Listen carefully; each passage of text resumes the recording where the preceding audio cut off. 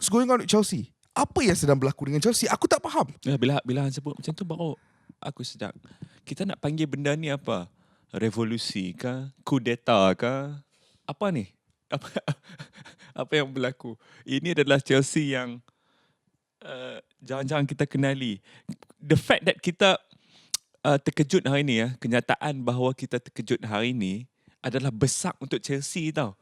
Sebab hang kena ingat, untuk berbelas-belas tahun Chelsea sebelum ini, owner dia adalah Roman Abramovich yang dah memang lavish, yang dah memang ruthless dalam spending, yang dah melakukan hampir segala-galanya. Salin team lah, sack manager half season lah. Ini benda-benda extraordinary ya. Kompilasi benda-benda yang luar biasa yang dia dah lakukan. Sepatutnya kita tak terkejut lagi dah. Tapi tetap kita terkejut dengan apa yang dilakukan oleh Chelsea sekarang ni. Ini dah melangkaui benda-benda yang Abramovich lakukan. Aku rasa Abramovich di Rusia tengok daripada mendapat info daripada Rusia, dia sendiri pun terkejut. Dia macam ni Abramovich spent a lot of money. Banyak klub kat luar sana yang kadang-kadang spend a lot of money. Real Madrid pun sometimes spend a lot of money. Man City pun sometimes spend a lot of. Even Liverpool have sometimes spend a lot of money. Tapi kadang-kadang kesemua spending ini ada sebuah rangka. There is a plan around the spending. Ada framework. Ada framework dia. Isu aku dengan Chelsea sekarang ni adalah mereka sedang berbelanja dalam situasi di mana aku tak faham framework tu apa. Aku tak faham apa plan jangka masa lama tu. Tahun lepas, mereka keluar duit berjuta-juta, sign Kalidou Koulibaly, dah out. Pierre-Emerick Aubameyang dibawa masuk, dah out. Ada setengah player, Kukurea yang dibawa masuk sekarang ni bukan starting 11 player pun. Right?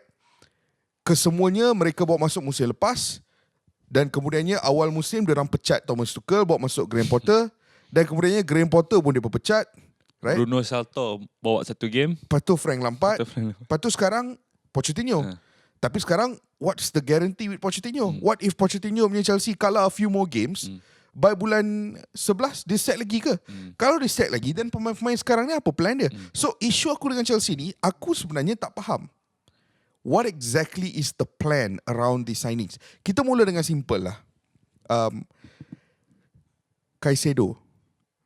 Apa sebenarnya plan untuk Moises Caicedo di Chelsea? Maksud plan tu, adakah dia akan go straight into the first 11 ataupun ini adalah bintang masa depan? Macam tu kan?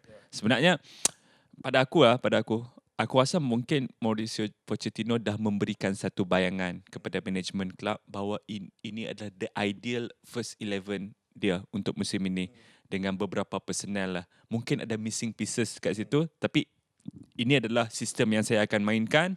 Saya perlukan pemain-pemain yang macam ni, dan kalau tak pun pemain-pemain yang berkarakteristik macam ni. Jadi kita nampak di pembukaan musim ada tiga pemain tengah Chelsea, iaitu Enzo Fernandez, Conor Gallagher, dan seorang lagi, siapa pemain tengah pada masa tu? Okey lah, ada seorang lagi lah. The point is, pemain paling experience antara tiga tersebut adalah Conor Gallagher di usia 23 tahun. Dan aku ada tulis pasal benda ni. Aku rasa untuk hang tengok midfield tu, dan nak kata ini midfield yang akan bawa Chelsea sepanjang musim, hang tak boleh kata macam tu sebab it's too lightweight. It is too lightweight. Dan dengan itu, aku faham akan ada beberapa lagi recruitment yang akan masuk. Cuma kalau hang tengok in the bigger picture, hang tarik break saat hang pan out, hang tengok in the bigger picture, ini adalah satu kejadian yang gila sebab berapa pemain dah yang dah sampai, pemain baru, berapa pemain yang keluar, apa situasi di klub sekarang ni, apa priority di klub sekarang ni, kan? Semua benda ni intertwine sampai kan hang tak tahu kat mana dulu yang hang nak letakkan sebagai priority. Faham tak? Aku 100% setuju dengan kau. Enzo Fernandez, who by the way lawan Liverpool hari tu was sublime. Yeah. Extraordinary performance. Which sebenarnya tak mengejutkan lah. Kita dah tahu Enzo punya potential kan. Aku faham. Kani Chukwuemeka. Chukwuemeka. Yes. Yang main sebelah. Sekali, aku faham yang Enzo adalah the long term future of the club, and dia memerlukan seorang partner yang berwibawa. So, for example, aku faham the signing of Moises Caicedo. Tapi kemudiannya ada Romeo Lavia. Lavia nak masuk mana tu?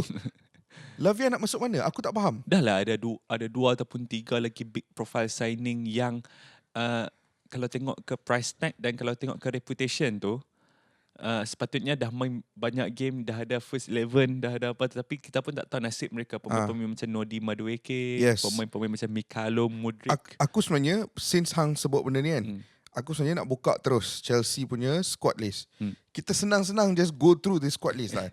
Sebab there's a lot of bloated aspects of pasukan Chelsea ni. Maknanya sesetengah posisi dia ada terlalu banyak pemain.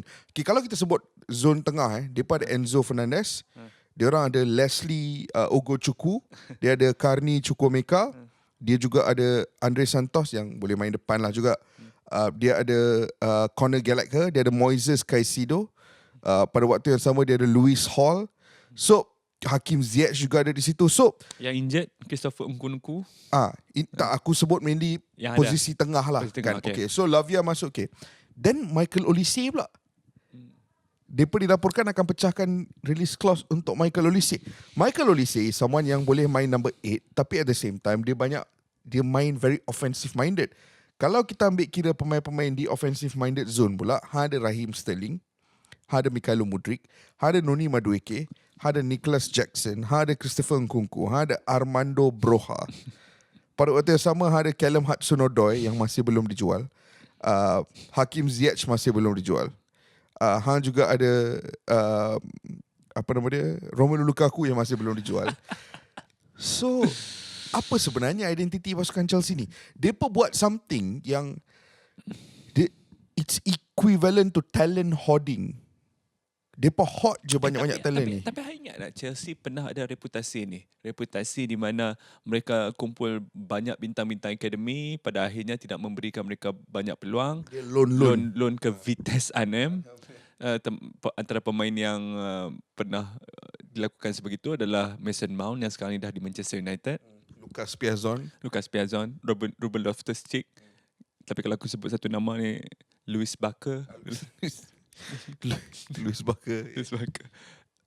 Aku ingatkan zaman tu dah berakhir. Tapi rupa-rupanya ada talent hoarding 2.0 yang sekarang ni bukan membabitkan talent-talent akademi dah ni. Ini talent-talent yang dah broke out. Bukan talent-talent yang about to break out lagi dah.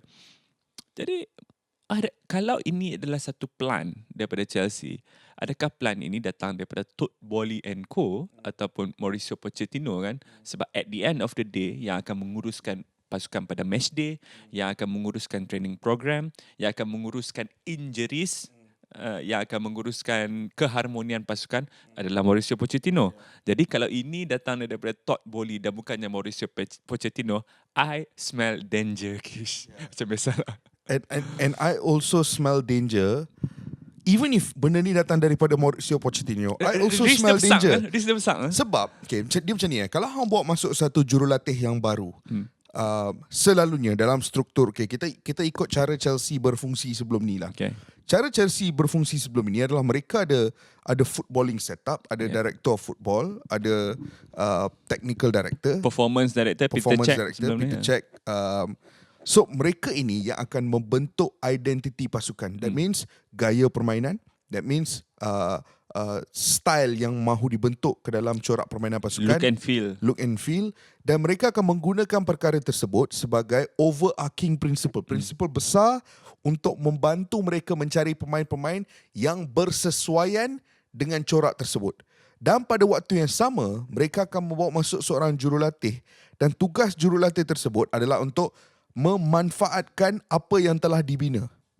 So jurulatih itu akan ada some form of say dalam transfers, tapi bukan all say. Sebab struktur asal itu telah pun dibentuk dan jurulatih ini masuk, and obviously jurulatih itu pun perlu dipilih berdasarkan kesesuaian dia dengan pemain-pemain yang sedia ada kan. And then dia akan cuba memanfaatkan pemain-pemain yang sedia ada. Itu cara Chelsea lakukan tugas sebelum ini, and cara most of the biggest club with the director of football lakukan tugas lah. Sekarang ni aku tak faham.